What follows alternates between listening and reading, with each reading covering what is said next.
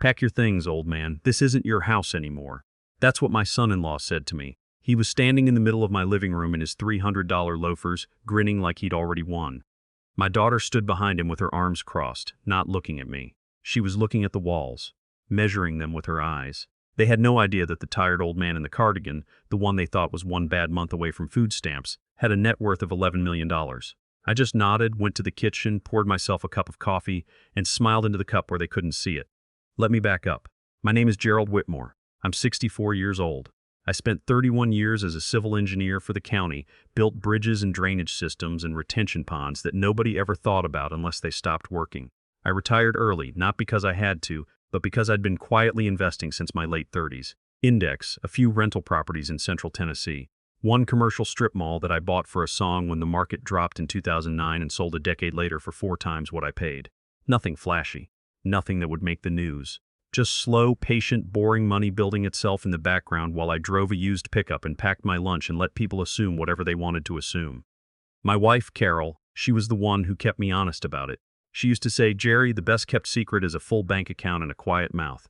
She passed 3 years ago. Ovarian cancer, 14 months from diagnosis to the end. She never complained once. She spent her last good weeks organizing our finances, making sure everything was in order, making sure I understood every account and every password and every trust document. That was Carol. Practical right up to the last. Our daughter Brittany is 37. She married a man named Scott Fielding 8 years ago. Scott is in sales. Medical device sales, which sounds impressive until you understand that what he actually does is take hospital procurement managers out to steak dinners and call it work. He makes good money doing it, but he spends better than he makes, and over the years I've watched them build a life that sits about 2 rungs above what they can actually afford. I love my daughter. I want to be clear about that. I love the girl who used to fall asleep on the couch with her head on my shoulder, watching football games she didn't care about just because I did. I loved the young woman who called me from her first apartment in a panic because she didn't know how to unclog a drain, and we stayed on the phone for 45 minutes laughing about it. I loved her then. I love her now, even after everything. But love doesn't mean you look away from what someone has become. My son Patrick is 33. He's a good kid with a weak spine. He got his mother's warmth and his own father's tendency to freeze when things get hard. He never quite found his footing after college. He bounced between jobs, racked up some credit card debt, and leaned on me more than I would have liked. Not dramatically, not Brittany-level leaning, just enough that over the years the ledger between us had gotten lopsided. The lake house has been in my family for 22 years. I bought it before Brittany was married, before Scott had even entered the picture, as a piece of ground I could stand on that was purely mine. It's 40 minutes outside of Knoxville on a quiet cove off Fort Loudon Lake. 3 bedrooms, a covered porch that faces west, and a dock I rebuilt myself plank by plank one summer when the kids were teenagers. Carol loved that porch more than any room in any house we ever owned. She'd sit out there in the mornings with her coffee and her library books, and she'd say, "Jerry, if I die and come back, I want it to be right here." After she passed, I started spending more time there. The house in Murfreesboro where we'd raised the kids felt too large, too full of the particular silence of a person missing. The lake house was different. The silence there felt like rest instead of loss. I want to make sure you understand what kind of house this is before I tell you what happened to it. It is not a mansion. It is not a showpiece. It is a modest 3-bedroom house on a beautiful piece of water that I maintained with my own hands, that I paid off 20 years ago, that carries 22 years of my family's best summers inside its walls. It is worth about $600,000 in the current market. To Scott Fielding, that is simply an asset, a number, a resource he had not yet found a way to extract. It started last spring. Brittany called me on a Tuesday afternoon, which was unusual. She usually texted. I answered, and she was using what I've come to think of as her careful voice. The voice she uses when she wants something and hasn't figured out the right angle yet. "Dad," she said, "Scott and I have been talking. We think it might be time to reconsider the lake house situation." I asked her what she meant by situation. Well, she said, "You're out there alone. It's a lot of house for one person. And honestly, the drive is hard for Scott on weekends." I didn't say anything. I let her keep going. She did. She said that she and Scott had been looking at their finances, that things were tight, that they'd love to be able to use the lake house more, but the drive made it impractical, and wouldn't it make more sense for them to sort of take over the management of the property so they could get more use out of it and I wouldn't have to worry about the upkeep anymore? I still didn't say anything. "Dad," she said, "you're 64. You don't need to be out there mowing a lawn and fixing a dock. Let us take care of it." I told her I appreciated her concern and I'd think about it. I didn't think about it. I already knew what that conversation was. I'd been watching Scott Fielding for 8 years. I knew what he wanted when he wanted it. What I didn't know was how fast they were going to move. 3 weeks later, they drove up on a Saturday morning without calling ahead. I was on the porch with my coffee when Scott's black Escalade came down the gravel drive, raising a little cloud of dust. He parked crooked, the way he always does, like the parking spot is lucky to have him. Brittany got out first, then Scott, then 2 more people from the back seat that I didn't recognize. A man and a woman, both carrying notebooks. I set my coffee down. Scott walked up the porch steps with his hand already extended to shake, which is something he only does when he's performing for an audience. "Jerry," he said, "good to see you. Hope you don't mind. We brought some folks along. This is Warren from Lakeside Realty and his associate. They just want to take a quick look around." I looked at my daughter. She was looking at the dock. I said, "Warren, I'm sorry, but I didn't invite you here." Warren, to his credit, looked uncomfortable. He glanced at Scott. Scott talked right over the moment. "Come on, Jerry," he said. "It's not a big deal. It's just a walkthrough. You're not using this place the way it should be used." My daughter finally looked at me. And the thing that got me, the thing I'll never quite get over, is that she didn't look ashamed. She looked tired. Like this was an inconvenient step in a process that was already underway. "Dad," she said, "just let them look. We're not saying sell it. We're just exploring options. Carol used to say that the thing about people who claim to be exploring options is that they've already chosen one. I stood up from my chair. "Warren," I said, "I appreciate you driving out here, but this property is not for sale and there's no walkthrough happening today. I'd ask you and your associate to wait by your car." Warren nodded, relieved. He and his associate went back down the steps. Scott's face went tight, that particular tightness that men like Scott get when something isn't going their way. He dropped the salesman's smile. "Look, Jerry," he said, his voice going flat, "I'm going to be straight with you. This house has been sitting here underutilized for 3 years. Carol's gone. You're rattling around out here alone. This is a $600,000 asset that isn't doing anything for anybody, and we have a plan to change that." I looked at him. I said, "This is my house, Scott." He laughed. It was a short sound, dismissive, the kind of laugh that's meant to make you feel small. "For now," he said. "Look, I'm not trying to be the bad guy here. Brittany and I have been talking to an attorney about some options for estate management. Given your age, given that you're living out here alone, there are legal avenues to make sure your assets are being handled responsibly. We'd just like to be part of that conversation. Given your age, estate management, legal avenues." I knew the language. I'd done my research the moment that first Tuesday call came in. They weren't just exploring options. They were working up to a guardianship petition, the polite legal way to take control of an older person's estate while they're still alive. "Brittany," I said, "is this what you want?" She didn't answer right away. Scott started to say something and she put her hand on his arm. "Dad," she finally said, "it's just about making sure everything is protected. We love you, we worry." "You worry," I said, "about the property." She didn't deny it. I nodded. "I want you both to leave," I said. "Come back when Scott's left his realtor in the car." Scott's expression went from flat to something colder. He said, "That's not a reasonable response, Jerry." I said, "The porch ends here. You can find your car." He looked at Brittany. She looked at the boards of the porch. And then they left. Scott gunned the Escalade on the way back down the gravel drive, and I stood there and listened to it until I couldn't hear it anymore. Then I went inside and called my attorney. Her name is Donna Reeves. She's been my attorney for 15 years, since Carol and I restructured our estate after Patrick's college debt started getting serious. Donna is 61, sharp as a wire, and completely unbothered by people like Scott Fielding because she has met 40 Scott Fieldings in her career and she has beaten every one of them. I told her what happened, all of it. The phone call, the walkthrough, the legal avenues comment. She was quiet for a moment. Then she said, "Gerald, how quickly can you get to my office?" I drove to Knoxville the next morning. What Donna told me over the next 2 hours changed the shape of what happened next. She confirmed what I suspected. Given their language, they were likely consulting with an attorney about an elder care guardianship petition. If they could demonstrate that I was not managing my assets responsibly, not making sound financial decisions, isolating myself, showing signs of cognitive decline, a court could appoint a guardian to oversee my estate. It had happened to other clients of hers. It was increasingly common, and it was genuinely terrifying if you didn't know it was coming. But I knew it was coming. Donna and I spent that meeting and 2 that followed building what she called the response architecture. Not a counterattack. Architecture. Something permanent. First, the lake house. I had 2 options. I could transfer it to a trust in a way that made a guardianship petition essentially meaningless. Or I could sell it. I thought about that for a long time. I thought about Carol on that porch. I thought about the planks of the dock I'd laid myself. And then I thought about Scott Fielding walking through those rooms deciding which wall to knock down. And I made my decision. I would sell it. Not because I was forced to, because I refused to let it become a battlefield. I was taking it off the table. Carol's memory was not going to be collateral damage in Scott Fielding's asset management strategy. Donna had a buyer within the week. A retired couple from Chattanooga who'd been looking on the lake for 2 years. They paid full market value, cash. We closed in 11 days. Second, the guardianship angle. Donna had me schedule a full cognitive evaluation with my physician and a separate neuropsychologist, both of whom documented that I was in excellent mental health with no signs of impairment. She had my financial advisor provide a detailed accounting of my portfolio showing disciplined, consistent, sophisticated management across 30 years. She drafted a letter to the attorney Brittany and Scott had consulted, which was her polite way of saying, "We know exactly what you're considering, and here is what that will look like in a courtroom." Third, and this is the part that took the most care, my estate documents. I had last updated them the year after Carol died. Donna and I went through everything, every account, every property, every trust document. When we were finished, my estate was restructured in a way that reflected what I actually valued.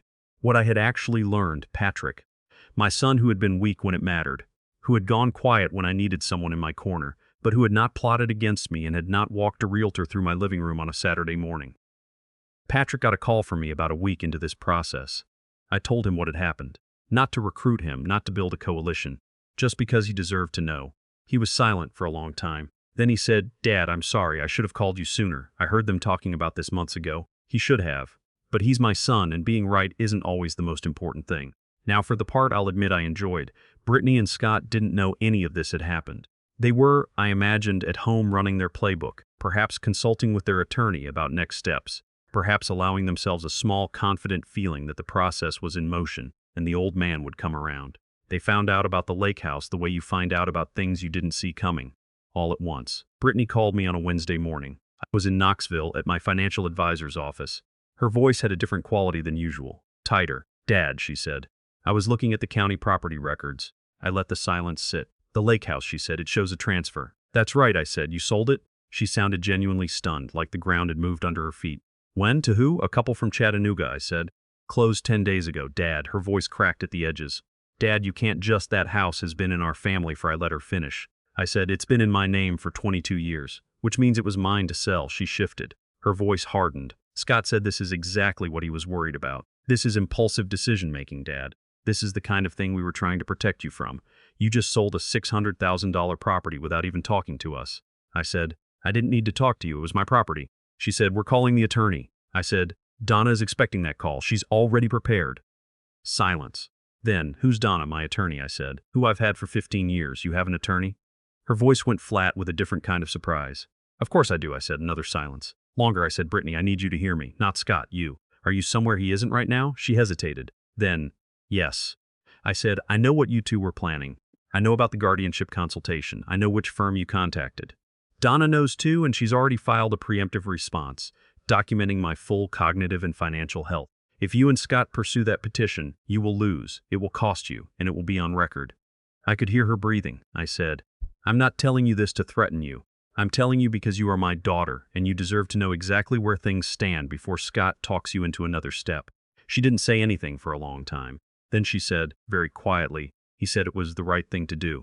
He said you were declining." I said he said it because it would have given him control of my estate. That's all it ever was. She still didn't say anything. I told her I loved her. I told her that wouldn't change. But I told her that what she'd been part of had consequences, and that those consequences were now in effect. Then I told her about the estate. She had expected to inherit something substantial. That had always been the unspoken understanding. Jerry's got money, Jerry's got property, Jerry will take care of us eventually. Scott had built his whole attitude around that expectation. The escalade, the dinners, the confident lounging in other people's financial futures. It all required that the inheritance be large enough and inevitable enough to justify the debt he kept accumulating. I told Brittany that I'd restructured my estate, that the primary beneficiary of my estate trust was now the Knoxville Habitat for Humanity chapter, and a scholarship fund in Carol's name at the University of Tennessee, that Patrick had been designated to receive the Murfreesboro house when the time came, that Brittany and Scott would receive, per the new trust documents, $10,000 each, and a letter. She made a sound. Not a scream, not a sob. A sound like the air leaving a room. "Dad." Her voice was barely there. $10,000. "That's right," I said. "You're giving our inheritance to a charity. Carol's name is on it," I said. That felt right to her too, I think. She said Scott was going to lose his mind. I said I understood that. She said, "Dad, we have a mortgage. We have 2 car payments." I know," I said. "I know exactly what you have, Brittany. I've watched you build it for 8 years. And I've watched you build it on the assumption that my money was eventually going to be your money. That's not love. That's a business plan. That one landed. I could feel it." I said, "I'm not doing this to punish you. I'm doing this because the kindest thing I can do now for you is to make sure you understand that this is your life to build, not mine to hand you." She didn't say anything after that. We hung up. I sat in my car in the parking lot of my financial advisor's office for a while. I looked at the dashboard. I thought about Carol saying, "Jerry, the best kept secret is a full bank account and a quiet mouth." I thought about the porch on the lake house facing west where she used to sit in the mornings. I thought about the fact that a retired couple from Chattanooga was going to sit on that porch now, and that was okay. That was actually okay. The porch didn't belong to me because I owned it. It belonged to me because Carol and I had lived on it. That didn't transfer with the deed. I thought about Patrick on a bus somewhere, hopefully doing something that made him feel like himself, or not on a bus. He lived 20 minutes away and had a job now, a real one, logistics management at a shipping company in Nashville, and he called me every Sunday. That had started about 2 weeks after I told him what happened. He just started calling on Sundays. We talked about football, usually, and sometimes about Carol, and sometimes about nothing at all. It was the best thing that came out of this whole mess. Now let me tell you about Scott. Scott called me 2 days after my call with Brittany. He did not use the careful voice. He was not performing warmth. "Gerald," he said, dropping the Jerry entirely, which I actually respected for its honesty. "I think we need to have a real conversation." I said. I agreed. He said, "What you've done is vindictive, and frankly, it's going to have legal consequences. You restructured a major estate without proper advisement. You sold a primary asset under what I believe are questionable circumstances, and you've cut your daughter out of what was rightfully I let him go." He was working through his talking points when he stopped. I said, "Scott, I have a question for you." He said, "What?" I said, "Do you know what NAC Holdings is?" He didn't answer right away, which told me he was starting to figure out where I was going. I said, "NAC Holdings is the LLC that owns the commercial property in Smyrna that your company has been leasing warehouse space from for the past 4 years. Silence. I said, "You've been writing checks to NAC Holdings every month. You probably assumed it was some regional property company. You probably never thought to look it up." More silence. I said, "I set it up in 2018. Those lease payments have been coming to me for 4 years. Which means, Scott, that for 4 years you've been running your operation out of a building I own, paying me rent, and simultaneously developing a plan to have me declared incompetent." I thought that was worth mentioning. He didn't say anything for a long time. I said, "Donna has already notified your company's legal department of the LLC structure. There's no conflict, no impropriety. I've done nothing wrong. But I thought you should know that I know." He found his voice eventually. It came out thin. "What do you want?" I said, "I don't want anything from you. I want my daughter back, and that's not something you can give me. That's between her and me." He said, "You can't just cut her out." "You can't just," I said, "I already did." "That's the thing about decisions, Scott. Once they're made, they're made." I said, "I'd suggest you start building something real. For yourself. For your marriage if you want to keep it. I genuinely don't know what Brittany will do with what she knows now, and that's between the two of you.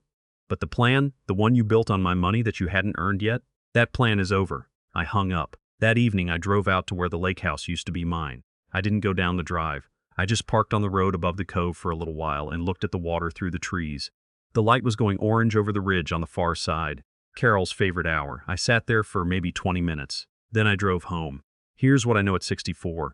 I spent 30 years building something with my own hands, same as my father did, same as his father before him. I spent those years assuming that generosity was a form of love, that giving my children what they needed meant they understood what it cost. I was wrong, not about love. About the difference between giving someone a foundation and handing them a floor to stand on while they look at the ceiling thinking it belongs to them. I don't know what Brittany will do. I know she called me 3 weeks after that last conversation on a Sunday morning, which is Patrick's time, which I found interesting. She didn't ask about the estate. She asked about a recipe. Specifically, she asked if I remembered how Carol made her cornbread dressing at Thanksgiving, because she was trying to write it down before she forgot. We talked for an hour and a half. About the recipe, and then about other things. About Carol. About the summer Brittany was 14 and we had that terrible thunderstorm that took out the dock and rebuilt it in a week anyway. She cried a little at the end. Not about the money. About her mother. I don't know if Scott understood what I said to him or whether he went and did something foolish with it. That's not mine to manage anymore. I know that Patrick came for dinner last month and stayed 3 hours and helped me clean out Carol's craft room, which had been sitting untouched since she passed. And we laughed and cried in equal measure, and at the end he hugged me at the door the way he used to when he was small, with his full weight, like he meant it.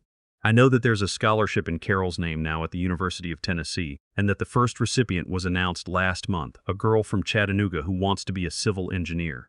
Carol would have loved that. She always said she should have been an engineer, that she had the mind for it, but nobody told her she could. I know that I sleep well. I didn't expect that to be part of it, but it is. The nights are quiet in the Murfreesboro house, and I sleep well, and I wake up and make my coffee, and I think about what I want the next part to look like. I'm 64. That's not old. That's experience with the brakes still working. Carol used to tell me something else, near the end, when she was tired but still herself. She'd hold my hand and she'd say, "Jerry, don't spend the rest of your life guarding what we built. Go live in it. I'm working on that. I think it's finally time I do."